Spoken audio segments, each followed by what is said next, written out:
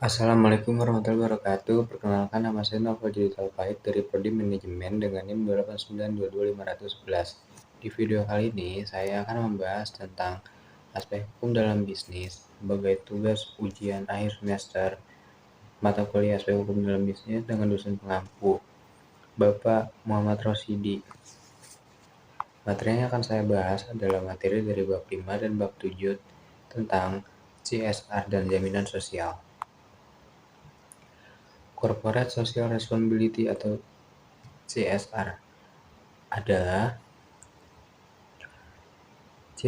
merupakan tanggung jawab kepada seluruh stakeholder korporasi ataupun yang dilengkapi dengan sejumlah alat ukur seperti ISO, Good Corporate Governance, standar akuntabilitas sosial, dan analisis lingkungan dan sebagainya.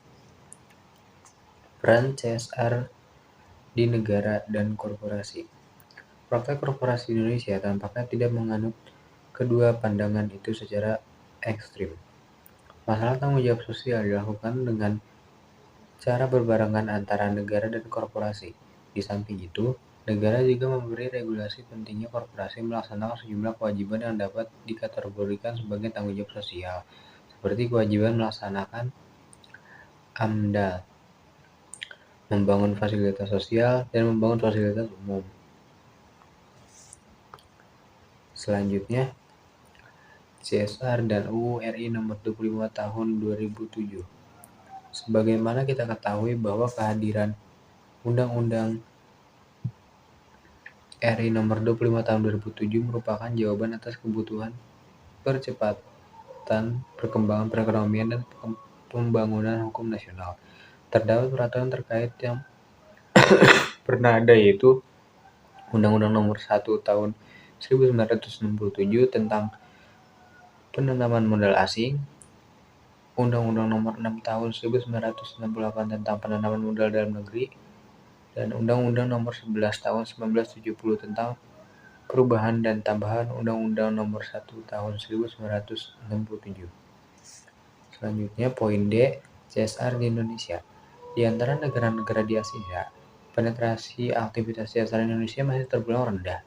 Pada tahun 2005, baru ada 27 perusahaan yang memberikan laporan mengenai aktivitas CSR yang dilaksanakannya. CSR sendiri adalah suatu bisnis dan harus menjadi bagian dari kebijakan bisnis tersebut. Maka, bisnis tidak dapat mengurus perusahaan laba, tapi juga sebagai sebuah institusi pembelajaran. Lanjut poin E, manfaat CSR bagi perusahaan. CSR akan menjadi strategi bisnis yang inherent dalam perusahaan untuk menjaga atau meningkatkan daya saing melalui reputasi dan kesetiaan merek produk atau loyalitas atau citra perusahaan. Kedua hal tersebut akan menjadi keunggulan kompetitif perusahaan yang sulit untuk ditiru oleh para pesaing perusahaan. Lalu poin F, ada contoh-contoh kegiatan CSR. Antara lain, PT Pertamina membangun dan memberikan edukasi kepada masyarakat pedesaan tentang cara bertani dan berternak yang benar. Yang kedua, ada perusahaan memberikan tunjangan hari raya kepada masyarakat sekitar yang membutuhkan. Yang ketiga, ada bank memberikan bantuan berupa beasiswa kepada mahasiswa yang ingin melanjutkan belajarnya untuk kuliah. Selanjutnya kita masuk ke pembahasan bab 7, yaitu jaminan sosial. Apa itu jaminan sosial? Jaminan sosial adalah program publik yang memberikan perlindungan dasar bagi pekerja guna menjaga harkat dan mahakarya dalam menghadapi risiko sosial ekonomi yang terjadi akibat kecelakaan kerja. Jaminan sosial merupakan program yang melakukan pembiayaan sendiri atau self-financing, di mana pembiayaan tersebut merupakan kewajiban pemerintah, pengusaha, dan para pekerjanya. B. Filosofi jaminan sosial. Yang pertama itu The Universal Declaration of Human Rights, pasal 25 dan 32 maupun dengan Konvensi 2O nomor 102 tahun 1952. Yang kedua ada hak asasi manusia atau HAM. Yang ketiga ada pasal 27 ayat 2 tentang undang-undang. Pasal 27 ayat 2 Undang-Undang RI tahun 1945. Yang keempat ada Pasal 99 Undang-Undang RI Nomor 13 Tahun 2003 dan yang terakhir Tetap MPR Nomor 4 Bab 4 F 1C. Selanjutnya, prinsip dasar jaminan sosial. Prinsip dasarnya adalah mengutamakan terwujudnya solidaritas sosial dan kebersamaan melalui gotong royong. Lalu, penyelenggaraan jaminan sosial merupakan tanggung jawab negara sehingga bukan merupakan usaha bisnis, oleh karena itu tidak dikenal istilah monopoli atau dimonopoli. Dan yang terakhir, dapat meningkatkan insurance minded karena jaminan sosial hanya pada perlindungan dasar diharapkan dapat mendorong kebutuhan perlindungan yang selanjutnya merupakan lingkup asuransi dan dana pensiun. Lalu ada sejarah dari jaminan sosial. Pada tahun 1977 sampai 1990, namanya adalah Perum Aztec.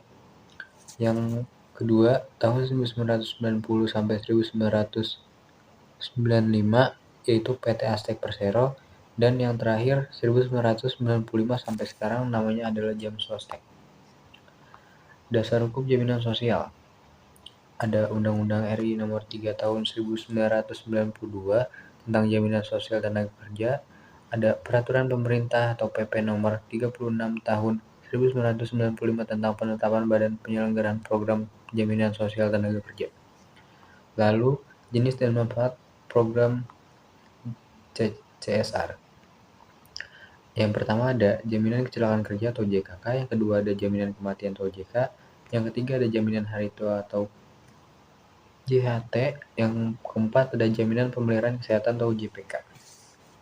Sekian video presentasi dari saya, kurang lebihnya mohon maaf. Wabillahi taufiq wal hidayah. Wassalamualaikum warahmatullahi wabarakatuh.